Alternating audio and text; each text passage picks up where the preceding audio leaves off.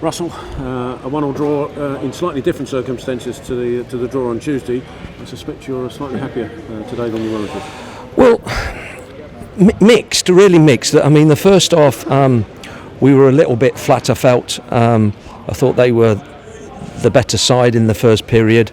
Not that there was a lot of chances for either side, in all fairness, but I thought that we were below. There was too many of our players a little bit below the levels that they'd given us over the previous couple of games.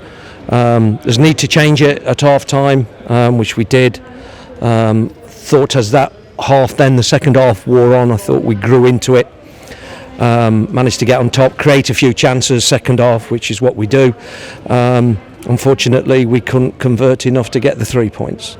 Pressing game that we did on Tuesday, especially in the first half, didn't quite come to fruition in this one.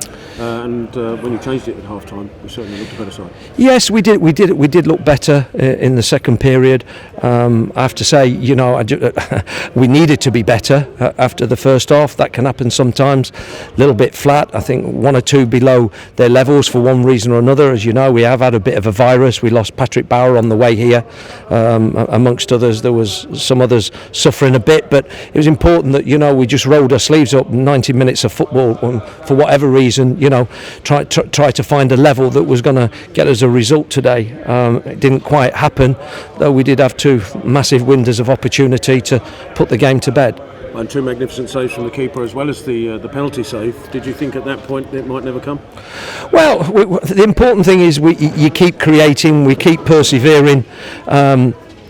We have to keep. If we don't do that, then we're not going to get those opportunities, and we want to keep knocking on the door and forcing opportunities and creating chances. I think that's really important, which is what we've done in the main anyway. But second half they started to come gradually. We started finding a little bit of space, and Novak's had one, and Josh McGuinness has had one, a fine header, and to be honest, Addy could have hit the target once or twice and caused them a bit more of a problem. But look, all in all, we just have to move forward again. Now we have a home game. It's 2 tough games that we've had away from home. We've created a little bit of momentum. Would have liked a few more points. We've taken 5 from 9, 2 of them away from home. We wanted more, but it wasn't to be. But we have a home game Saturday, and we need to, go and do what we've done over the recent games in terms of our creativity, our movement in the box, and our progressive passing to go and get goals. I can't let the interview pass without mentioning the referee. Is that one of the more bizarre 90 minutes you think you've had to witness? Well, he has a difficult job anyway at the best of times, doesn't he? Out there in the middle, he's had to make a few calls today, hasn't he? I think they were looking to claim a penalty, and then there was obviously the 2 penalties that he did give. Clearly, I think everybody in the building saw the second one. His hand was very high in the air, and he didn't leave the referee. I don't think he left him any decision. Everybody will debate anything else that happened. I haven't seen the first one, but certainly my eyes didn't deceive me on the second one. Thanks, good luck, sir. Thank you. Russell, and Nicky Jones has been very patient waiting for his chance. Yeah. He got his goal today. Did you think he was maybe making a slight point with his celebration? No. He just wanted to be on the penalty. That's what it was about. He wasn't talking about scoring the goal. He just wanted to be on the penalty. But before the game, it was Ricky that was on the pens, because obviously at that stage Nicky was a substitute. That's quite big for Nicky to come back and to get a goal today. No, really pleased for him. I said that at the end of the game.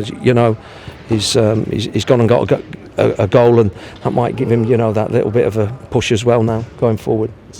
In terms of the first penalty with Ricky, what did you make of that? He puts it in the court, to the side, doesn't he? But maybe at a height that the keeper doesn't have to get up or down for as he goes to his right. Yeah, he looked like he hit it firm enough, Rich, but obviously I think as you say, when it's at that kind of medium height, if the keeper guesses the right way, he gives himself a chance of making the save, and he's made that save, and it's another one we've missed, unfortunately. Yeah, the big appeal they had was the one with Ezri Konsa, wasn't it? Correct, it was, yes. What did you think? I don't know. I couldn't really see, because he was kind of. Ez was kind of the other side of him, so it was difficult to know how much contact he got. He probably got a little bit of contact. Whether it was enough to get a penalty, I don't know. Yeah, well, there were a fair few boys out there that were struggling with the virus that still played today, despite that.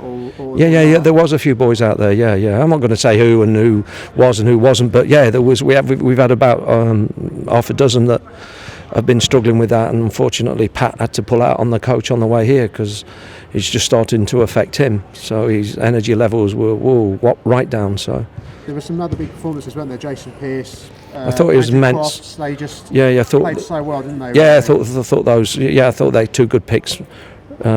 Rick, that you've done there, Rich. I think he was very good. Pearcey at the back, and Crofty, his experience in midfield kept us going forward, and in that second period as we started to get on top a little bit.